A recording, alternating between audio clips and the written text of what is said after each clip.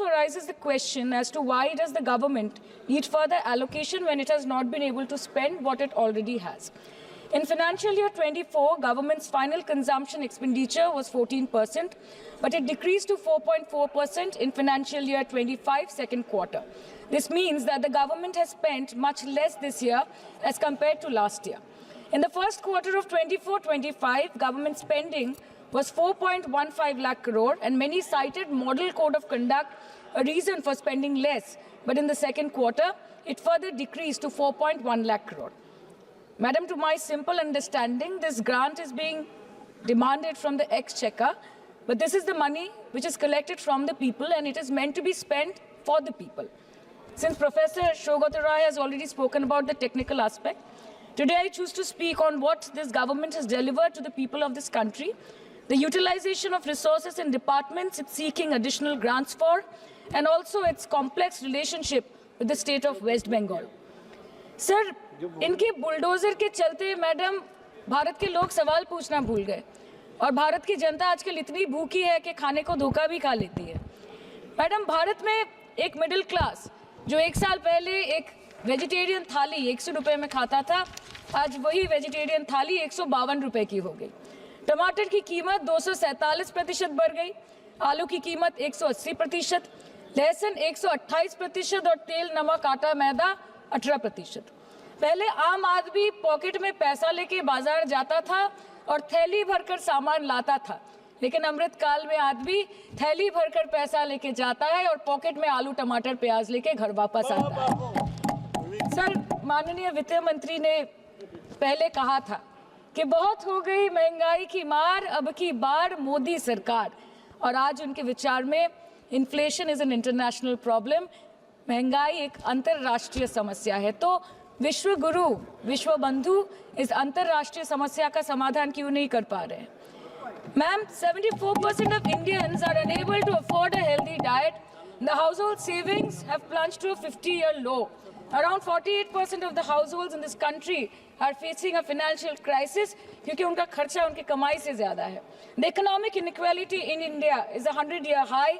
The country's GDP growth rate for the second quarter 24-25 decreased to 5.4%, which is the lowest in 2 years. The government's total debt has reached a staggering 176 lakh crore, and the total debt is expected to soar up to 185 lakh crore by the end of the financial year. आज आपके उधार की वजह से हर हिंदुस्तानी पर 1.25 लाख का बोझ चढ़ गया और आप उनकी मजबूरी को अपनी ताकत समझते हैं। बंगाल में ऑल इंडिया तृणमूल कांग्रेस की प्रदेश युवा अध्यक्ष होने के नाते मुझे हर दिन कई नौजवानों से बात करनी पड़ती है। वो मुझे ये पूछते हैं कि मोदी जी ने हर साल 2 करोड़ नौकरी का वादा किया था, अर्थात 10 साल में 20 करोड़ नौकरी। उन नौकरियों का क्या हुआ, उन वादे का क्या हुआ? मैं बस उन्हें यही कह पाती हूँ कि पत्ते तो झड़ते हैं, उठाता है कोई कोई, वादे तो सभी करते हैं, निभाता है कोई कोई। Ma'am, as per the latest report by CMIE, the unemployment rate has risen to 9.2% in June 2024 as compared to 4.9% in 2013-2014. Female unemployment rate is much higher at 18.5% in June 2024 as compared to 7.7% 2013-14. Around 37% of working women are unpaid. In rural areas, this figure is at a horrific 43%. प्रधानमंत्री जी बोलते हैं सबका साथ, सबका विकास, सबका विश्वास। अगर ऐसा ही है तो भारत के लोग आज देश छोड़ के क्यों जा रहे हैं? 2018 से लेके 2023 के बीच 6,70,000 भारतीय ने अपनी नागरिकता त्याग दी। सिर्फ 2022 में ये संख्या करीबन 2,25,000 की थी। In 2022 alone, 7,500 high net worth individuals with a net worth of more than 8.3 crore or more left India. नवंबर 2022 से सितंबर 2023 सिर्फ 10 महीने में 96,917 Indians were arrested attempting to cross the United States illegally. Modi ji कहते हैं कि वो सबके साथ है, मगर ये आंकड़े बोलते हैं जो सबका होता है वो किसी का नहीं होता। और बंगाल के साथ तो कुछ अलग ही रिश्ता है इनका।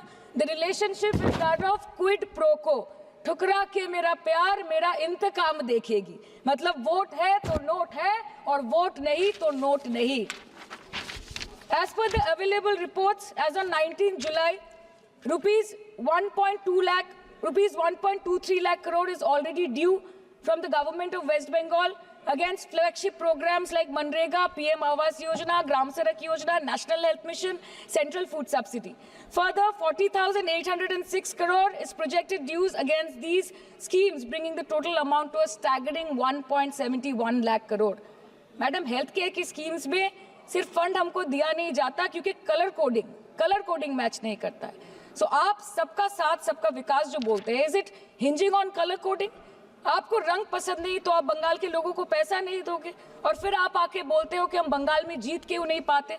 Ma'am, this is the reason, this step motherly attitude, जिसके लिए बंगाल के लोग हर बार इनको बड़े बड़े रसगुल्ला खिलाकर वापस दिल्ली भेज देते हैं. Even after making several attempts to crush our aspirations and our economy, Bengal government stands tall and true towards the commitment towards its people. Bengal में सिर्फ दीदी है तो मुमकिन है. The West Bengal government started transferring money to the bank accounts of 21 lakh people who worked for 100-day scheme without receiving any payments from the central government for Manrega. Even before Ayushman Bharat, in Bengal, Shastro Shati, a cashless scheme was launched, providing treatment cost up to 5 lakh for per person belonging to any strata of the society. आज कलकत्ता के किसी आलिशान private hospital में जहाँ पे एक अमीर आदमी की चिकित्सा होती है, वही बगल वाले बेड में एक गरीब मजदूर, एक गरीब किसान की भी ट्रीटमेंट होती है. यही है ममता बनर्जी का विकास. और आपके अमृत काल में the cost of medical treatment has been doubled in the last 5 years. आप फार्मास्यूटिकल्स के सर आरजीकर पे बात ना बोले, आपकी सीबीआई पे अभी तक कुछ बोल नहीं पाए.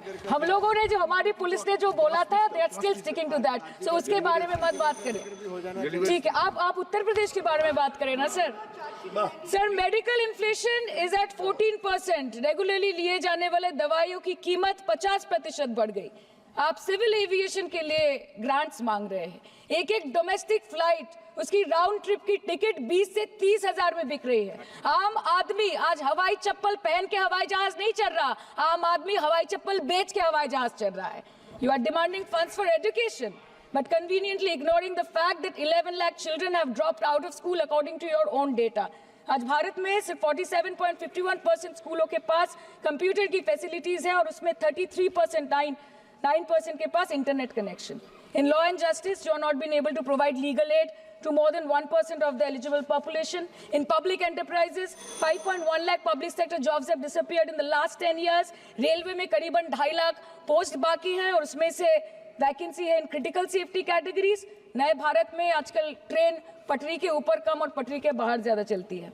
मुझे दुख लगता है इस सदन में ये कहते हुए मैडम कि मैंने अपने लोकसभा क्षेत्र जादवपुर लोकसभा क्षेत्र के लिए एक बारुईपुर कोबी सुभाष मेट्रो एक्सटेंशन की मांग की थी. मुझे डिपार्टमेंट से ये चिट्ठी मिली जिसमें उन्होंने लिखा है that this project is not economically viable and this project is unremunerative. तो आपको अगर सब जगह से पैसा चाहिए तो मुझे ये बात समझ में नहीं आती कि लोग खुद के लिए आपको वोट देते हैं कि आपके फायदे के लिए वोट देते हैं. मैं आपको इतना ही बोलना चाहती हूँ, दिस वॉज द रीजन अपने प्रॉफिट के लिए आज इन्होंने सीनियर सिटीजन का कंसेशन भी बंद कर दिया और सीना ठोक के ये बोलते हैं कि 2022-23 अर्थ वर्ष में हमने 15 करोड़ वरिष्ठ नागरिक से 2242 करोड़ कमाए. धन्यवाद माननीय सदस्य. मैं 2 बात और बोल के खत्म कर दूंगी कि लोकसभा पे खर्च करके क्या फायदा मैडम, जब यहाँ पे विपक्ष को बोलने का अधिकार ही ना हो. लोकसभा के लिए भी तो ग्रांट मांगा है ना मैम. और अभी सर बोल रहे थे कि बेटी बचाओ बेटी पढ़ाओ, तो 10 साल पहले मोदी जी ने लॉन्च किया था, लेकिन उसके 80% पैसे सिर्फ पब्लिसिटी और मार्केटिंग और एडवर्टाइजमेंट में खर्च कर दिए. आपके उत्तर प्रदेश, मध्य प्रदेश, राजस्थान में ना बेटी को पढ़ा पा रहे और ना बेटी को बचा पा रहे. बंगाल आए और देखिए कि ममता बनर्जी ने विधानसभा में अपराजिता एक्ट में बिल पास किया है, कन्याश्री किया है.